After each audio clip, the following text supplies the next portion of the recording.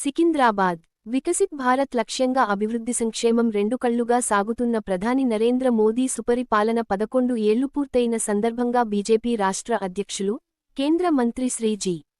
కిషన్రెడ్డి ఆదేశాల మేరకు 11 సంవత్సరాల్లో జరిగిన దేశాభివృద్ధి, పేదల సంక్షేమం, మహిళలు, బడుగు బలహీన వర్గాల సాధికారత వంటి అంశాలపై ఈ రోజు రాంగోపాలపేట్ డివిజన్ కార్పొరేటర్ కార్యాలయంలో చర్చాగోష్ఠి, రచ్చబండ కార్యక్రమం నిర్వహించారు. ఈ కార్యక్రమానికి ముఖ్య అతిథులుగా ఓబీసీ మోర్చా రాష్ట్ర ఉపాధ్యక్షులు చీర శ్రీకాంత్, బీజేపీ సీనియర్ నాయకులు SR Mallesh, OBC Morcha assembly convener Kannuri Chandrakumar పాల్గొన్నారు. ఈ కార్యక్రమంలో డివిజన్ ఉపాధ్యక్షులు శ్రీనివాస్ యాదవ్, ప్రధాన కార్యదర్శి ప్రవీణ్ సూర్యావంశీ, కార్యదర్శులు సంతోష్, కళ్యాణి, కోశాధికారి నరేందర్, నితీష్ బోలే, దుర్గా ప్రసాద్, గోపికిషన్, లక్ష్మీనారాయణ కోలేరియా, మహిళా నాయకులు నిర్మల, స్వప్నా కోమల్ మరియు వివిధ కుల సంఘాల నాయకులు పాల్గొన్నారు.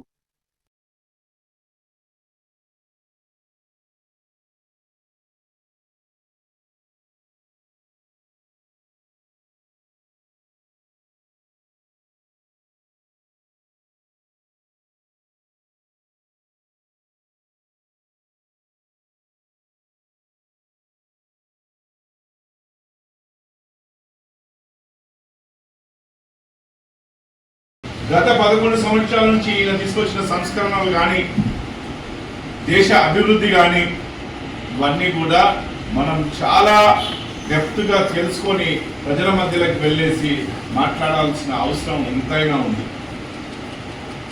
ఇవాళ 2014 కన్నా ముందు మన దేశ ప్రధాని వాజ్పేయి తప్పించి ఏ దేశానికి వెళ్ళినా కానీ ఏ మూల కూర్చుంటుండేనో ఏమైతుండేనో మనకు తెలియదు.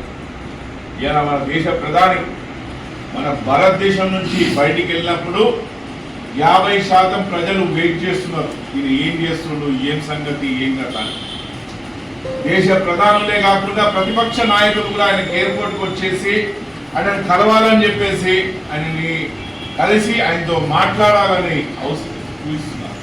ప్రపంచంలోనే అతిపెద్ద ఆదరణ కలిగిన నాయకుడు ఎవరైనా ఉన్నారు అంటే అది నరేంద్ర మోడీ గారు. ఇది నేను చెప్పేది కాదు. ఏదైతే వరల్డ్ నేషనల్ లీడర్స్ ఎవరికైతే గురించి ఓటింగ్ జరిగిందో ఈయనకి 72% వస్తే ఈయన ప్రత్యర్థికి దగ్గర సెకండ్ ప్లేస్ పనిచేస్తున్నాం. మనం ఇలా 2 రోజుల్లో 2 లీవ్లు, 4 సండేలు, దావత్లు, సినిమాలు, కాళ్ళు వచ్చే, చైన్ వచ్చే. కానీ 24 సంవత్సరాల నుంచి ఒక్క